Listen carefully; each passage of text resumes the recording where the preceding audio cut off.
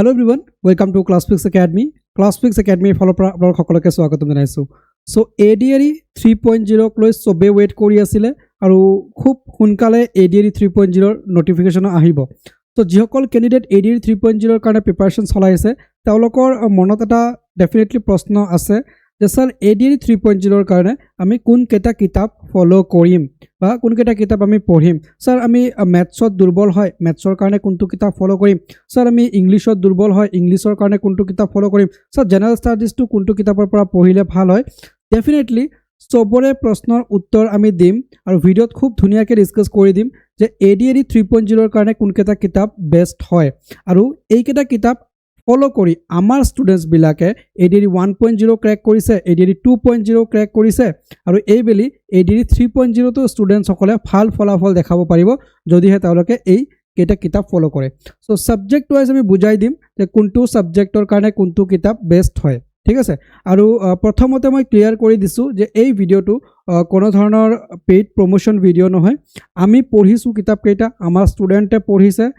তেওঁলোকেও ভাল পাইছে আমিও ভাল পাইছো গতিকে আমি সাজেস্ট কৰিছো কিতাপ কেইটা, ঠিক আছে। সো ডেফিনেটলি কিতাপ কেইটা বহুত বেছি ভাল হ'ব। সো আপোনালোকে ডেফিনেটলি কিতাপ কেইটা ল'ব পাৰে অনলাইন অফলাইন আপোনালোকে যেনেকৈ লয় কোনো কথা নাই। আমি লিংকো দিয়া নাই যে আমাৰ এফিলিয়েটেড লিংক হয় ল'লে আপোনালোকে আমাৰ বেনিফিট হ'ব তেনেকুৱা কোনো কথা নাই। অনেষ্ট ৰিভিউ আমি দিছো ভাল কিতাপ ল'লে আপোনালোকে ডেফিনেটলি পজিটিভ এটা ফল দেখা পাব পৰীক্ষাত, ঠিক আছে। সো সাবজেক্ট ওয়াইজ আমি ডিসকাস কৰিম। সো ADRE যেটো সিলেবাস সবে গম পায় ADRE বেসিক্যালি আমি 4টা সাবজেক্টৰ পৰা কোৱেশ্চন দেখা পাওঁ। সো সেই 4টা সাবজেক্ট হৈছে যেনেকৈ ম্যাথছ এণ্ড এপ্টিটিউড, ৰিজনিং, তাৰপিছত জেনাৰেল ষ্টাডিজ আৰু ইংলিছ, ঠিক আছে। সো এই 4টা সাবজেক্ট আমি কোন কেটা কিতাপৰ পৰা ফলো কৰিম, ঠিক আছে। So basically maths and aptitude লৈ আমাৰ অসমৰ ষ্টুডেন্টস বিলাকৰ কিন্তু বহুত বেছি এটা মানে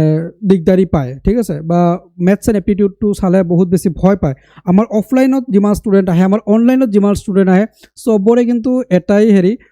যে এটাই মানে আমাৰ পৰা মানে ডিমান্ড স্যাৰ ম্যাথছত দুৰ্বল ম্যাথটো অলপ স্যাৰ আমাক ঠিক কৰি দিব বা ম্যাথছৰ কাৰণে স্যাৰ সিলেকশন হোৱা নাই ম্যাথটো আমাক অলপ ইমপ্ৰুভ কৰাই দিব।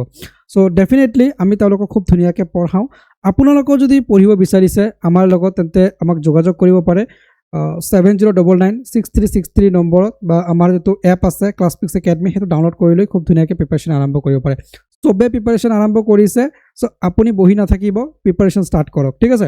সো ওয়ান বাই ওয়ান কে আমি আহিছো যে ম্যাথছ এণ্ড এপ্টিটিউডৰ কাৰণে আপোনালোকে কোনটো কিতাপ ফলো কৰিব। Maths and aptitude very very crucial হয় ADRE বা যিকোনো কম্পিটিটিভ এক্সাম ক্ৰ্যাক কৰিবলৈ। সো ম্যাথছ এণ্ড এপ্টিটিউডৰ কথা যদি আমি আলোচনা কৰোঁ তেন্তে ম্যাথছ এণ্ড এপ্টিটিউডৰ কাৰণে আমি দুটা কিতাপ সাজেস্ট কৰিম আৰু সেই দুটা কিতাপ যদি আপুনি ফলো কৰে অবভিয়াসলি আপোনালোকে পৰীক্ষাত ভাল ৰেজাল্ট দেখাব পাৰিব। একদম নিশ্চিত এক প্ৰকাৰ আপুনি পৰীক্ষাত ভাল ৰেজাল্ট দেখাব পাৰিব। কেৱল ADRE নহয় আসাম পুলিচ হওক DME হওক DHS হওক RRB হওক আপোনালোকৰ SSC হওক SSC GD হওক CGL হওক CHSL হওক যিকোনো পৰীক্ষাৰ কাৰণে এই দুটা কিতাপ আপোনালোকৰ যথেষ্ট হেল্প কৰিব। যদি ম্যাথছৰ বেসিকখিনিত দুৰ্বল আছে যে স্যাৰ আমাৰ বেসিকটো একেবাৰে দুৰ্বল আমি বেসিকে নাজানো তেন্তে মই সাজেস্ট কৰিম আপোনালোকে এইটো কিতাপ লওক। ওকে, অবজেক্টিভ এৰিথমেটিক বাই ৰাজেশ বৰ্মা, ঠিক আছে। অবজেক্টিভ এৰিথমেটিক বাই ৰাজেশ বৰ্মা এইটো কিতাপ লওক আপোনালোকে যদি বেসিকটো দুৰ্বল আছে। ইয়াতে আপোনালোকৰ কনসেপ্ট ওয়াইজ খুব ধুনীয়াকৈ দিয়া আছে বস্তুখিনি শৰ্ট ট্ৰিকো দিয়া আছে। সো এইটো কিতাপ আপোনালোকৰ কাৰণে বেষ্ট হ'ব। আৰু যদি অলপ এডভান্সখিনি জনা আছে ধৰক আপোনালোকে ADRE 1.0 দিছে 2.0 দিছে অলপ চলপ জানে ম্যাথছত, ঠিক আছে, তেতিয়াহ'লে আপোনালোকে এইটো কিতাপ ল'ব কোৱান্টিটেটিভ এপ্টিটিউড বাই RS আগৰৱাল, ঠিক আছে। এইটোত এডভান্স লেভেল ম্যাথবিলাক খুব ধুনীয়াকৈ দিয়া আছে with previous year question. So যাতে আপোনালোকৰ গোটেইখিনি খুব ধুনীয়াকৈ ক্লিয়াৰ হৈ যায়। সো যদি আপোনালোকৰ বেসিকটো একেবাৰে দুৰ্বল অবজেক্টিভ এৰিথমেটিক লওক। যদি আপোনালোকৰ বেসিকটো ঠিক ঠাক আছে এডভান্স লাগে আপোনালোকক তেনেহ'লে কোৱান্টিটেটিভ এপ্টিটিউড ল'ব। বাস দুটা কিতাপ মোৰ দেন এনাফ, আপোনাক আৰু বেলেগ চাব নালাগে, ঠিক আছে। তাৰপিছত আপোনালোকে কেৱল প্ৰেক্টিছ কৰিব মানে কি ইয়াৰ ওয়াইজ যেনেকৈ আপোনালোকৰ ADRE 1.0 প্ৰিভিয়াছ ইয়াৰ কুৱেশ্যন হ'ল ADRE 2.0 হ'ল DME হ'ল DHS হ'ল আসাম পুলিচৰ হ'ল মানে অসমৰ যিবিলাক পৰীক্ষা হয় তো তাৰে কুৱেশ্যন এনসাৰবিলাক প্ৰেক্টিছ কৰিব আৰু তাৰে কুৱেশ্যন এনসাৰবিলাক আমি কম্পাইল কৰি আমি একেলগে এটা টেষ্ট সিৰিজ এটা বনাইছোঁ বা এটা প্ৰেক্টিছ প্ৰব্লেমৰ কাৰণে এটা PDF বনাইছোঁ। তাতে কেৱল আপোনালোকৰ প্ৰেক্টিছ সেট আছে আৰু সেইটোত আপোনালোকে 1100+ মেথ দিয়া আছে, ঠিক আছে। 1100 মেথ আছে। সো সেইটো আপোনালোকে আমাৰ এপৰ পৰা ডাউনলোড কৰি ল'ব পাৰিব। ClassFix Academy এপত দিয়া আছে তাৰ পৰা ডাউনলোড কৰি ল'ব পাৰিব, ঠিক আছে। সো এই দুটা ফলো কৰিব কিতাপ আৰু তাৰ লগতে ফলো কৰিব 1100 মেথছৰ যেটো প্ৰেক্টিছ সেট আৰু ডেফিনেটলি আপোনালোকে যদি আমাৰ বেচটো জয়েন কৰি লয় এডিআৰি কাৰণে আছে আসাম পুলিচৰ কাৰণে আছে সিটেটৰ কাৰণে আছে তো যি কি নহওক আপোনালোকে যেটো এক্সামৰ কাৰণে প্ৰিপাৰেচন কৰি আছে হেতু বেচ জয়েন কৰিব সো এই মেথছৰ টেষ্টটো আপোনালোকে মানে যেটো মানে পেপাৰ আছে প্ৰেক্টিছ সেটটো এটো কমপ্লিটলি ফ্ৰী পাই যাব ঠিক আছে তো যি কি নহওক এতিয়া আমি নেক্সট আহিছো আমাৰ যেটো নেক্সট সাবজেক্ট হেতু হৈছে আপোনালোকৰ ৰিজনিং সো ম্যাথছ যদি আপোনালোকৰ দুৰ্বল অবভিয়াসলি ৰিজনিংতো অলপ হলো দুৰ্বল হয় ঠিক আছে এনেকুৱা বহুত ষ্টুডেন্ট কিন্তু আমি পাইছো যে ম্যাথছত দুৰ্বল কিন্তু ৰিজনিংত ভাল ঠিক আছে এনেকুৱা ষ্টুডেন্টও দেখা যায় তো যি কি নহওক আপোনালোকৰ ৰিজনিং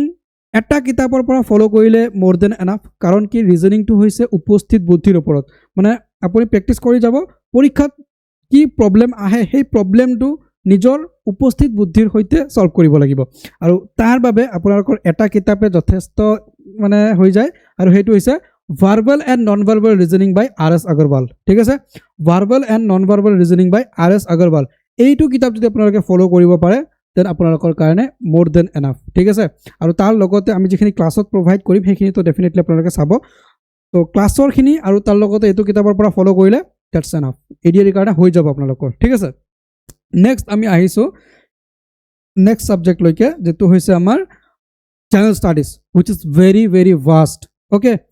যিসকল কেণ্ডিডেট বাৰু আৰ্টছ বেকগ্ৰাউণ্ডৰ হয় তেওঁলোকৰ কাৰণে জেনাৰেল ষ্টাডিজটো অলপ বাৰু ইজি হৈ যায় প্ৰথম অৱস্থাত কিন্তু পৰৱৰ্তী সময়ত তেওঁলোকে অলপ টান পায় আৰু যিসকল কেণ্ডিডেট সায়েন্স আৰু কমাৰ্চ বেকগ্ৰাউণ্ডৰ হয় তেওঁলোকেতো বাৰু প্ৰথমৰ পৰা অলপ দিগদাৰি পাই থাকে আৰু পৰৱৰ্তী সময়ত বাৰু তেওঁলোকৰ ক্লিয়াৰ হৈ যায় যদি সিনচিয়াৰলি পঢ়ে তো এতিয়া আপোনালোকে যদি মোক সোধে যে স্যাৰ এনেকুৱা এটা কিতাপ কওক যেটো এটা কিতাপতে আমি জেনাৰেল ষ্টাডিজৰ গোটেই বিষয়খিনি পাই যাম তেনেহলে মই সাজেষ্ট কৰিম সেই কিতাপটো হৈছে লুচেণ্টৰ জেনাৰেল নলেজ ঠিক আছে ইয়াতে ডেসক্ৰিপটিভ হিচাপে আপোনালোকৰ হিষ্ট্ৰী আছে পলিটি আছে জিওগ্ৰাফি আছে ইকনমি আছে বুকছ এণ্ড অথৰ আছে মিসেলেনিয়াস মানে গোটেইখিনি ইয়াতে সোমাই আছে সো যদি এটা কিতাপ মোক সাজেষ্ট কৰে বা মোক সাজেষ্ট কৰিব দিয়ে তেনেহলে মই এই কিতাপটো সাজেষ্ট কৰিম ঠিক আছে আৰু এতিয়া যদি আপোনালোকে আৰু অলপ বেলেগকে পঢ়িব বিচাৰে তেনে ক্ষেত্ৰত আপোনালোকে ৰেফাৰেন্স বুক ল'ব পাৰে যেনেকৈ ইণ্ডিয়ান পলিটি আপোনালোকে এম লক্ষ্মীকান্তৰ পৰা পঢ়িব পাৰে আপোনালোকে জিওগ্ৰাফি যেনেকৈ মাজিদ হুছেইনৰ পৰা পঢ়িব পাৰে সো এনেকৈ ডিফাৰেণ্ট কিতাপৰ পৰা পঢ়িব পাৰে ঠিক আছে লগতে আৰু এটা বিষয় আপোনালোকৰ আছে যেটো হৈছে যে আসাম পোৰ্শনটো মানে আমাৰ আসাম পোৰ্শনৰ পৰা 30% কুৱেশ্যন আহে ঠিক আছে আমাৰ জেনাৰেল ষ্টাডিজৰ 30% কুৱেশ্যন আসাম ৰিলেটেড আহিব মানে আমাৰ অসমৰ পৰা আহিব সো যেনেকৈ অসমৰ ভূগোল তো অসমৰ বুৰঞ্জী অসমৰ ইকনমি অসমৰ পলিটি এইবিলাক গোটেইখিনি আমাৰ পঢ়িব লাগিব আৰু তাৰ বাবে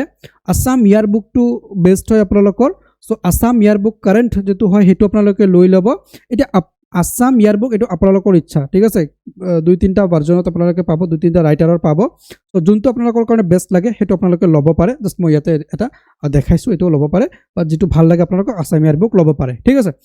এতিয়া কথা হল জেনাৰেল ষ্টাডিজ যেটো আপোনালোকৰ এই যেটো আছে লুচেণ্ট ইয়াতে আপোনালোকৰ কাৰেণ্ট এফেয়াৰ্সটো নাই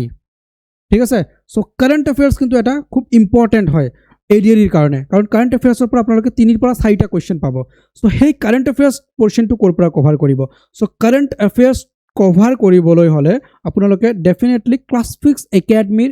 বেচত পাব আৰু আমি এপত ফ্ৰী কাৰেণ্ট এফেয়াৰ্স দিও সো সেই ফ্ৰী কাৰেণ্ট এফেয়াৰ্স বিলাকো যদি আপোনালোকে চাই তেনেহলে খুব ধুনীয়াকৈ কভাৰ হৈ যাব ঠিক আছে সো এই কিতাপটো ল'ব এটা কিতাপ তাৰপিছত আসাম ইয়াৰ বুক ল'ব আৰু কাৰেণ্ট এফেয়াৰ্স ক্লাছফিক্স একাডেমীৰ সৈতে প্ৰিপাৰেচন চলাব খুব ধুনীয়াকৈ জেনাৰেল ষ্টাডিজখিনি কভাৰ হৈ যাব ঠিক আছে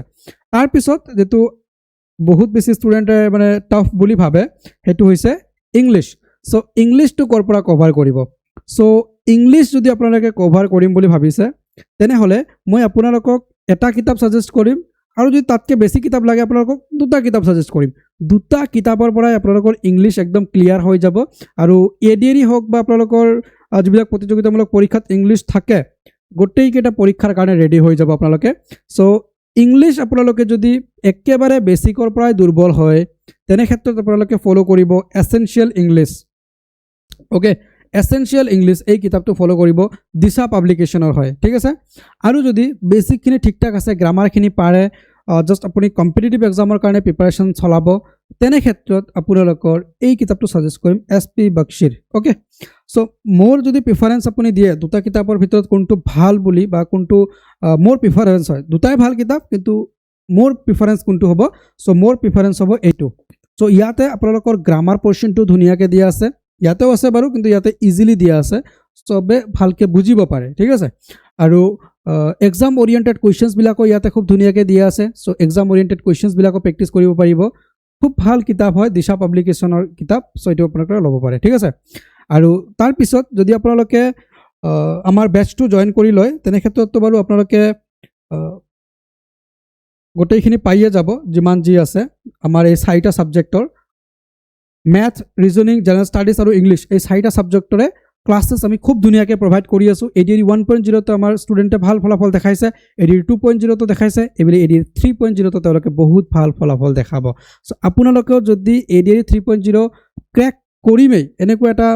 মন বনাইছে যে নহয় ছাৰ এনিহাও আমাক ADR 3.0 ক্ৰেক কৰিব লাগিব then you can join Classfix academy চ'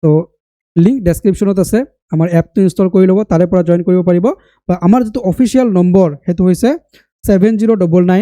7099736363 এইটো নম্বৰত আপোনালোকে হোৱাটছএপ কৰিলে ডেফিনেটলি আমি মানে আপোনালোকক সহায় কৰিম বা আমি আপোনালোকক হেল্প কৰিম কেনেকৈ জইন কৰিব লাগে ঠিক আছে আৰু কিবা যদি ডাউট থাকে কিবা যদি কুৱেৰি থাকে তথাপি এইটো হোৱাটছএপ নম্বৰত হোৱাটছএপ কৰি সুধিব পাৰিব তো আজিৰ এই ভিডিঅ'টোত ইমানে আছিলে নেক্সট ভিডিঅ'ত আপোনালোকে কি বিচাৰিছে বুক লিষ্ট প্ৰভাইড কৰি দিলোঁ নেক্সট আপোনালোকৰ কি লাগে জনাব ডেফিনেটলি সেইটো টপিকৰ ওপৰত মই ভিডিঅ' প্ৰভাইড কৰিম আজিৰ ভিডিঅ'টো ইমানতে শেষ কৰিছোঁ বহুত দেৰিলৈকে চাই থকাৰ বাবে ধন্যবাদ চেনেলটো ছাবস্ক্ৰাইব কৰি বেল আইকন প্ৰেছ কৰি ৰাখিব বাই বাই টেক কেয়াৰ